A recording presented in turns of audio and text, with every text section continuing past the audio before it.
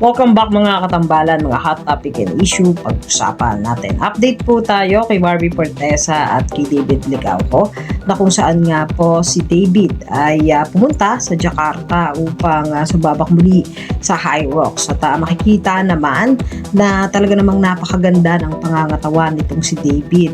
At makikita rin yung mga High Rocks na ginawa nga nitong si David doon sa Jakarta.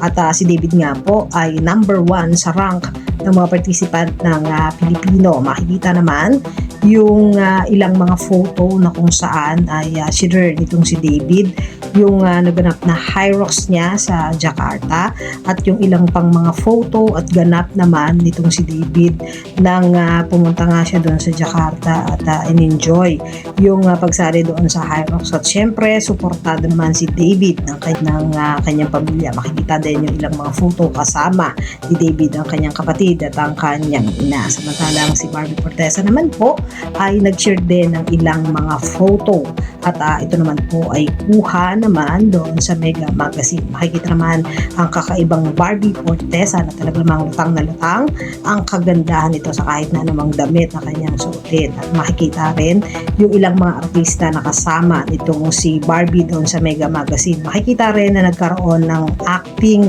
sama ang ilang mga artista tulad ni Isa Calzado, Eugene Domingo at makikita rin yung photo na kasama naman nitong si Barbie, si Miss Rupa Gutierrez. Yan po yung mga update natin ngayon kay David at kay Barbie. Kayo mga katambalan, ano masasabi nyo? Comment lang sa comment section ng pag-usapan natin. Yan ang mga hot topic and issue dito lamang sa Tambalang JK.